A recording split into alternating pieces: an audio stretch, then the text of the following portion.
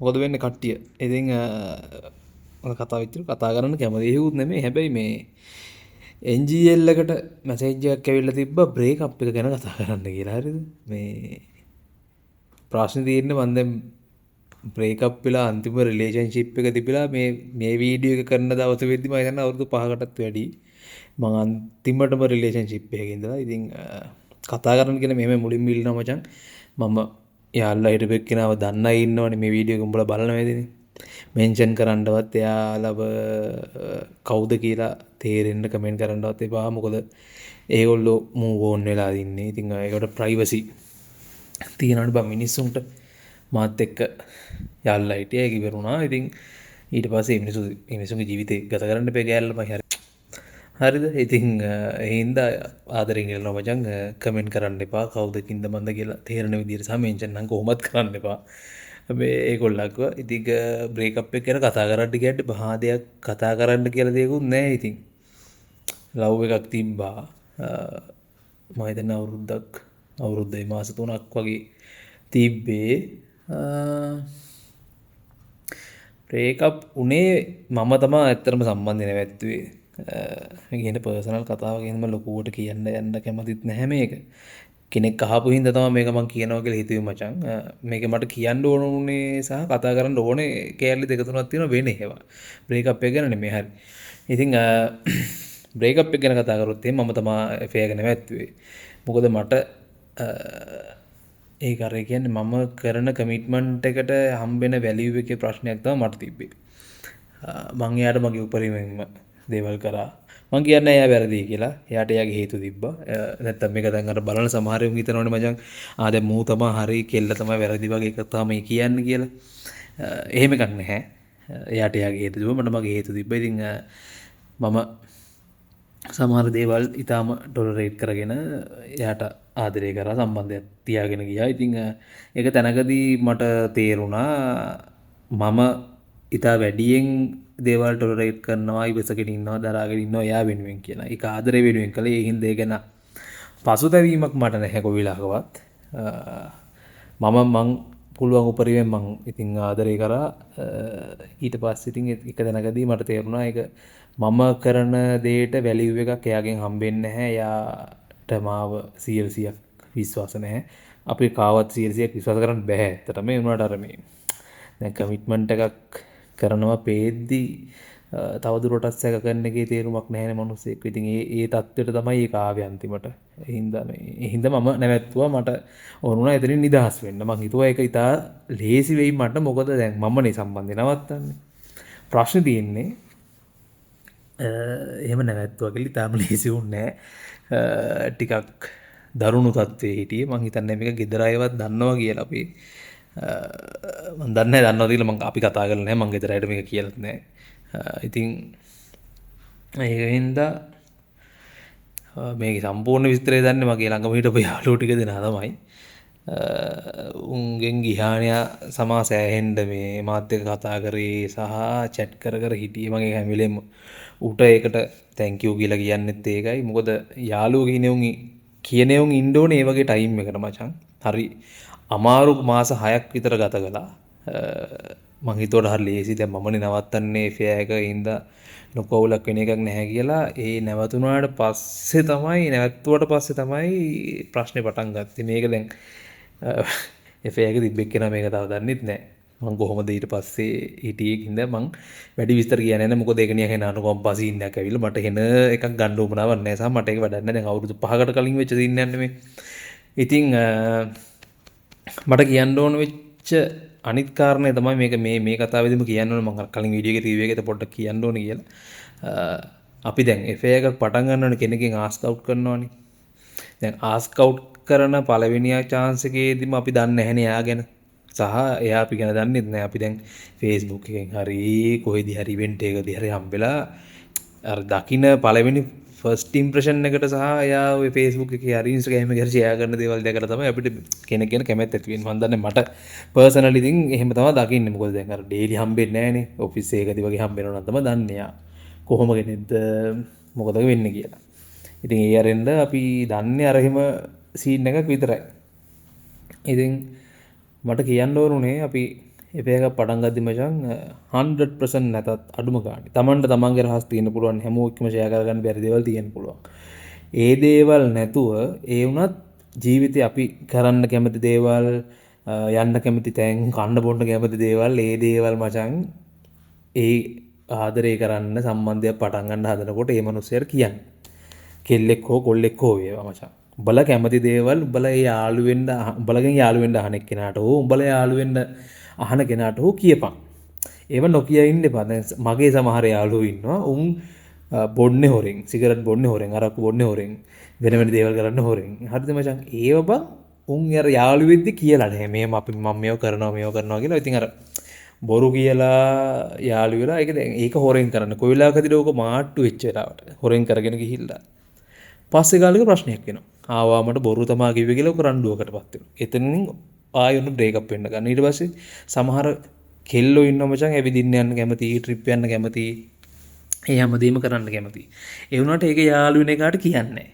ඊට පස්සේ ඌ හිතනවා මම දැන් ගෙදර ඉන්න තමයි කැමති කියලා. ඊට පස්සේ මොකක් හරි වෙලා කාත් එක්ක හරි යන්න එළියට යන්න ඌ කැමති නැත්තම් කෙල්ල එළියට නවට එහෙම වෙලා ප්‍රශ්න ඇති වෙනවා. ඔය වගේ එන සරල මේ කතන්දර වලින් තමයි මචං බ්‍රේක්අප් සිද්ධ වෙන්නේ. ඒ කියන්නේ Tamanට ඕන දේ, Taman කැමති දේ කියා ගන්න බැරි කම නිසා ඒ කමියුනිකේෂන් එක නැතිකම හින්දාම තමයි මට තේරෙන විදියට මේ වෙන ප්‍රොෆෙෂනල් සීන් යන්නේ. මම නිකන් මේ ලව් කළා මට තේරිච්ච දේවල්. ඒ කියන්නේ Tamanට ඕන දේ මොකද්ද, Taman කැමති දේ මොකද්ද කියන එක අනිත් කෙනාට කියන්න බැරි නම් එහෙම රිලේෂන්ෂිප් එකක් ඇතන වැඩකුත් නැහැ නේ බං. අපි ජීවිතේ බෙදා ගන්න කෙයාරින් කෑල්ලට මොකක් හරි ප්‍රශ්නයක් වුණාම ගිහිල්ලා අත්අල්ලගෙන කොහොටරලා වාඩිලා කතා කර කර ඉන්න වගේ දෙයකට මචං ඇත්තටම සම්බන්ධයක් ඕන වෙන්නේ. මම දන්නේ මට නම් එහෙමයි. හරිද? මට ඕනේ ඒ කියන්නේ එන රටට ලෝකෙට පේන්න එන ලස්සන පොත්ත සුදු කෑල්ලක් දාගන්න වගේ එහෙම මෙන්ටැලිටි එක නෙමෙයි මම ඉන්නේ. මම ඉන්නේ මචං මම දන්නේ උදාහරණ මම කොහොම එහෙම නෙමෙයි කියන්නේ. ඉතින් ඒක අර හෙන්නට මේව කරන්න ඕනේ නැහැ. උනාට මං කියන්නේ මට නම් ඕනේ මාව තේරුම් ගන්න කෙනෙක් මචං. එන්නේ අපිට අපේ තියෙන හැඟීම් සහ අපි දැන් අපේ ප්‍රශ්න වල ජීවිතේ වැටෙන තැන් වලදී අල්ල ගන්න. හරිද? මේවා එන ක්‍රින්ජ් කියලා හිතෙනවා මචං. දැන් Facebook එකේ දැක්කම Instagram එකේ දැක්කම ඉන්න ක්‍රින්ජ් මේ ලව් කරද්දි මෙහෙම මේව කරනවාද කියලා හිතෙනවා තනිකඩම ඉන්නකල්. හැබැයි ලව් කරන්න ගත්තම තමයි තේරෙන්නේ ඒව ක්‍රින්ජ් නෑ මචං. ඇත්තම කතාව මේක. අපි මීම් විදියට එක එකම රෙද්දවල් ෂෙයා කරාට ඇත්තම කතාව ඒව තමයි ඉතින් ලව් කරද්දි තියෙන දේවල්. කැමති දේවල් කන්න ඕනේ, කැමති තැන්වල යන්න ඕනේ, යා කියන දේ පොඩ්ඩක් අහන්න ඕනේ. ඉතින් එහෙම තමයි අර රිලේෂන්ෂිප් එකක් කියන්නේ නිකන් 50-50 වත් තියෙන්න එපා පොඩි chance එකක්. අනිත් එක තමයි වැදගත්ම දේ මන් දකින කෙල්ලෙක් හෝ කොල්ලෙක් හෝ වේවා. දැන් අවුරුදු අඩුම ගන්න 18න් පස්සේ යාළු වෙනවා කියලා හිතපුවා රිලේෂන්ෂිප් එකක් අවුරුදු 18කට පස්සේ 18න් පස්සේ තමයි යාළු වෙන්නේ.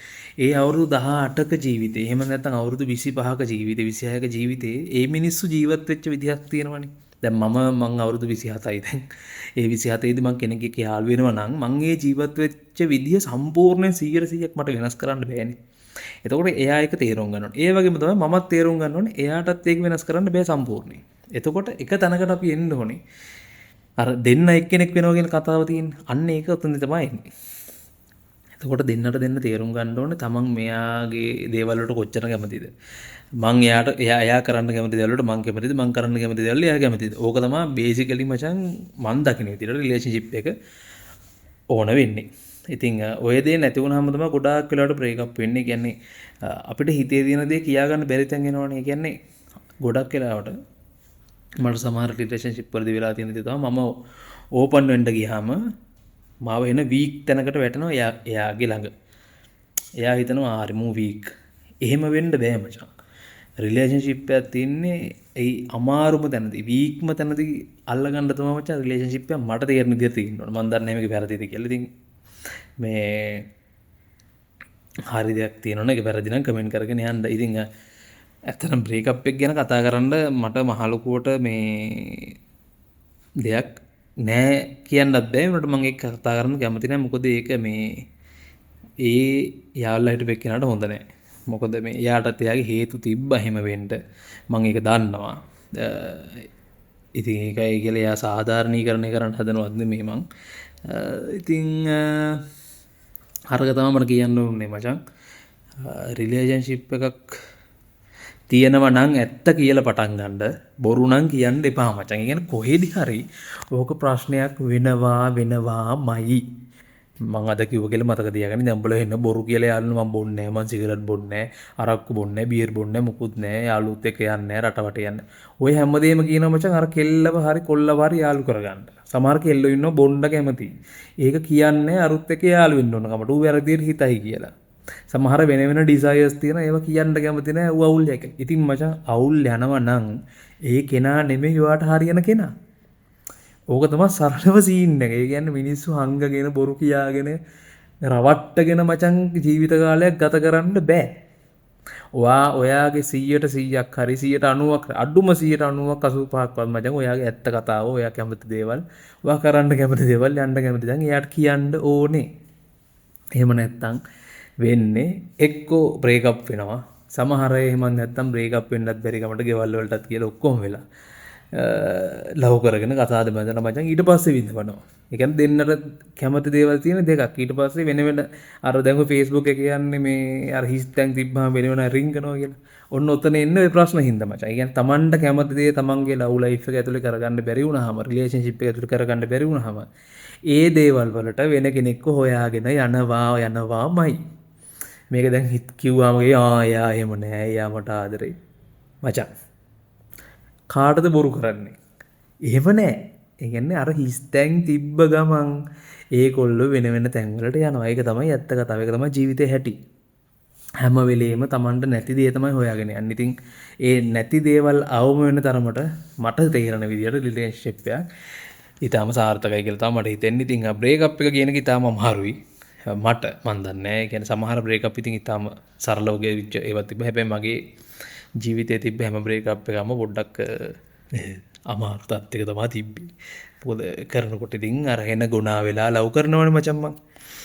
ඉතින් එහෙම කළා. ඉතින් අර නැවතුනහම පොඩ්ඩක් දරුණුවට අවුල් ගියා. ඉතින් මේ වෙලාවේ නිසා හැම වෙලාවකම ගිහානේ මතක් කරන්න ඕනේ. සාමගේ ළඟින් අනිත් යාළුවොත් හිටියා. හැබැයි ගිහානේ තමයි හැම වෙලේම ඉතින් මගේ දුක අහන්න හිටියේ. ඌ තමයි දුක අහන අයියා. ඌ කැමති නෑ මේවා කියනවට. අර ඒකට ඉතින් කියන්න ඕනේ. මොකද ඒ වැලියු එක දෙන්න ඕනේ. සහ ඊට පස්සේ මට මේ එතනින් ගොඩ එන්න මම දැන් තනියෙන් ඉඳියන්නේ මේ කියන්න ඕනේ. හරිද? වීඩියෝස් ටිකක් දිග වෙයි. හරිද? මට කොට වීඩියෝස් කරන්න මචං අමාරුයි. මට කියන්න දෙන හැම මගුලම කියන්න ඕනේ කියනකොට ඒ හින්දා ඉතින් බලන්නේම බලපන් නැත්තම් ඉතින් මට කරන්න දෙයක් නෑ මචං. අමු ෆීලිංග්ස් නේ මේවා මට කව දාන්න බෑ. හරිද? මේ කියන්න ඕන වැදගත්ම දේ තමයි දරුණු බ්‍රේක්අප් එකක් සිද්ධ වුණොත් මචං ළඟ ඉන්නේ සහ තනි වෙන්න එපා. ඔය ડિප්‍රෙෂන් කතන්දරේ එන හිතන කතන්දරේ එන්නේ තනි වෙන්න තනියෙන් ඉන්න අරක දැනෙනවා වැඩි. මොකද දැන් එයත් එක්ක ඉඳලා එයත් එක්ක ආදරේ කළා. ඒ හැම මතකයක්ම ඒ දැන් ඊට පස්සේ ගැලරි ෆොටෝස් තියෙනවා. ඒ හැමදේම ආයි බල මචං තනියෙන් ඉන්න අමාරුයි වැඩේ.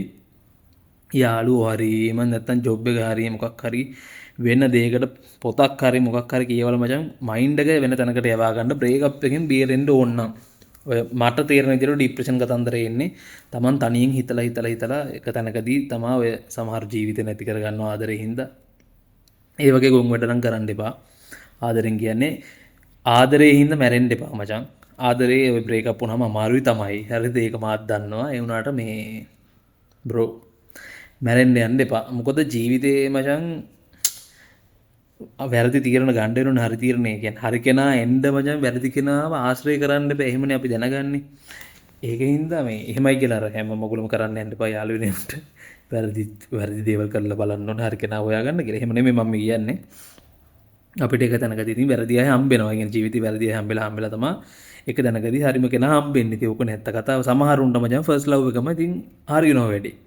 ඉතින් මේ ඕක තමයි බ්‍රේක්අප් එක සම්බන්ධ කතාව. මං කියන්නේ හැම වෙලෙම තනි වෙන්න නම් එපා. තනියෙන් ඉඳපුවා තනියෙන් හිතන්න එපා. කොහේ හරි යන්න විදින්න යන්න යාළුවොත් එක්ක කතා බහ කරන්න වැඩ ගන්න තැනට යන්න. මොකද මේ මගෙත් අන්තිමට දැන් ඔය ගිහානේ කතාවෙන් පස්සේ ඒත් පොඩ්ඩක් අවුල් තිබ්බා. ඊට පස්සේ මට channel එක රස්සාවක් සෙට් කරා. සෙට් වුණා මට මාව ගත්තා මේ කතන්දරෙත් මම ඇත්තටම මචං ඒ අදාළ අයියට කිව්වා මෙහෙම ප්‍රශ්නෙක ඉන්න මම මෙහෙම කිව්වා පස්සේ ආ ජොබ් එකත් මට මචං ජොබ් එක හම්බුනේ ප්‍රශ්නෙට නෙමෙයි ටැලන්ට් එකට හරිත් ඒකින්ද ඊට පස්සේ දුක කියලා මේ ජොබ් ගත්ත කියලා එහෙම මගුලන්නේ ජොබ් එකට අදාළ ටැලන්ට් එක තිබ්බා පැහැදිලිවම ඉතින් අර කතන්දරෙත් එහෙම එයා කිව්වා මල්ලි වරෙන් බයිවිල්ල වැඩ කරපන් එතකොට ඔය ප්‍රශ්න ටික ඔක්කොම මේ වෙලා යයි කියලා ඉතින් තුෂාන් අයියා මතක් කරන්න ඕන මේ වෙලාවේ ඒ රස්සාව හම්බීමත් සමග ඊට පස්සේ මට ඒ වෙලාවේ තමා මං මචං එනටම වැටිලම හිටියේ ඩවුන්ම වෙලා ගිහිල්ලා ඊට පස්සේ මං එතන වැඩට ගියාට පස්සේ හම්බෙච්ච උන් එතන hina වෙලා කතා කරලා ඒ දවස් ගත කරලා ඉද්දි මචං අරක පොඩ අඩු වෙන්න ගත්තා අර හිතන ගතිය ඊට පස්සේ තමයි පොඩ්ඩක් ෂේප් තත්යකට ආවි ඉතින් ආයි කියන්නේ බ්‍රේකප් එකක් වෙලා හරි මොකක් හරි ප්‍රශ්නයක් වුණාම Taman තනි වෙන්න එපා තනියෙන් හිතන්න යන්න එපා එතකොට තමයි වෙන වෙන තැන් වලට හිත යන්න ගන්න ඉතින් යාළුවෝ තියාගන්න හොඳ යාළුවෝ තියාගන්න මම ඉස්සෙල්ලත් කලිනුත් වීඩියෝ එකක් කරලා දෙනවා යාළුවෝ ගැන හොඳ යාළුවෝ තියාගන්න මචං එහෙම දෙයක් ෂෙයා කරගන්න පුළුවන් ඔබ ගැන කෙයා ගන්න යාළුවෝ තියාගන්න බොරුවට නිකන් හායි මචං ගුඩ් මෝර්නින් මචං කියන යාළුවෝ වැඩක් නැහැ මේ වගේ වෙලාවට මොකද දැන් මම නෝමලි hina වෙලා කතා කරලා මීම් එකක් ෂෙයා කරලා ඉන්නවා මිසක් අරුව එක්ක වුණා දැන් ගිහානයක් වුණත් එහෙම chat කරන මිනිහෙක් නෙමෙයි අපි අදාළ දෙයකට chat කරන හැබැයි මේ කාලය ඇතුලේ ඌ මම හිතන්නේ පාන්දර 3-4 වෙනකන් කතා කරලා තියෙනවා හරිද ඒ වගේ යාළුවෝ තියාගන්න හදවතින්ම මචං ඕනම වෙලාවක මම මේ කතන්දර කියන හැම වෙලාවකම මම ඔය ගිහානියගේ නම කියන්නේ ඒක මාර හයියක් වෙච්ච හින්දා ඇත්තරම බ්‍රේකප් වෙන්න අන්තිම දවසේ පවා ඌ තමයි මාත් එක්ක ආවේ. ඉතින් ඒක ඉතින් වෙන මතකයක්. ඉතින් දැන් අවුරුදු 5ක් විතර ඒ සිද්ධියෙන් පස්සේ තනියෙන් ඉන්නවා ඉතින්. එහෙනම් ඔක තමයි බ්‍රේකප් එක ගැන කතන්දරේ සහ ඉතින් ආයි කියන්න තියෙන්නේ රිලේෂන්ෂිප් එකට යනවා නම් අවංක වෙන්න. බොරු කියලා යාළු වෙන්න එපා. ඒක මචං තේරුම්න්නේ නැහැ. කියන්නේ බොරුවක් ඒ කියන්නේ ජීවිත කාලෙම බොරුවක් මේන්ටේන් කරනවා කියන එක වැඩක් නැහැ නේ බං. Tamanට Taman අවංක වෙන්න ඒ වගේම ආදරය කරන කෙනාට අවංක වෙන්න. මොකද ජීවිතේ බෙදා ගන්න තමයි අපි ආදරය කරන්නේ රිලේෂන්ෂිප් එකට යන්නේ. එහෙම නැත්නම් තනියෙන් ඉන්න බොරු කරන්න එපා මිනිස්සුන්ට. එක තැනකදී ඔය බොරු මාට්ටු වෙනවා. කොච්චර හිතන් හිටියත් කොච්චර සාර්ථකව කරන්න ගියත් ඔය බොරු මාට්ටු වෙන තැනක් එනවා. ඉතින් එදාට මචං පොඩ්ඩක් වැඩි අමාරුයි. මම දන්නේ කළුබරද තිබ්බ කියලා මේ වීඩියෝ එක හරි කරන්න දෙයක් නැහැ මට කියන්න ඕන මේක මේ ඉතින් ඒ හින්දා මිනිස්සුන්ට ඇත්ත කියලා යාළු වෙන්න ආදරය කරද්දී අවංක වෙන්න රිදෙනකොට රිදෙනවා බ්‍රේකප් වුණාම මචං ආයි පුකෙන් යන්න වදින වැඩේ හරිද ඒක ඉතින් කරන්න දෙයක් නැහැ Tamanට Taman අවංකව ආදරේ කරන්න Tamanටත් ආදරය කරන්න එයාටත් ආදරය කරන්න ඉතින් ඒක තමයි වැඩේ රිදෙනක කොහොමත් එහෙමයි ආදරේ කවදාවත් අපිට රිද්දන්නේ අපි ආදරය කරන මිනිස්සු තමයි අපිට රිද්දන්නේ ආදරය කියන්නේ සුන්දර හැඟීමක් ආදරය කරන මිනිස්සු තමයි ටිකක් අසුන්දර හරිද ඉතින් ඇතිනේ විනාඩි 20ක් විතර කතා කරා බ්‍රේකප් එකේ කතන්දරේ ඔහොමයි මේක Instagram එකේ නම් පොඩි කැලලයි දාන්නේ YouTube එකේ හරි TikTok එකේ හරි බලන්න මචං ෆුල් එක Instagram එකේ සම්පූර්ණ එක දාන්න බෑ විනාඩි 15කට වැඩිය ඉතින් සම්පූර්ණ එක බලන්න අමු ෆීලිංගස් කියලා ඕනම platform එකක් ගහන්න ඒකේ තියෙනවා ඒ වගේම මොකක් හරි කතා කරන්න දෙයක් තියෙනවා නම් කමෙන්ට් එකක් දාන්න යන්න මැසේජ් එකක් දාන්න එහෙම නැත්නම් NGL එකට දාන්න ඕන නම්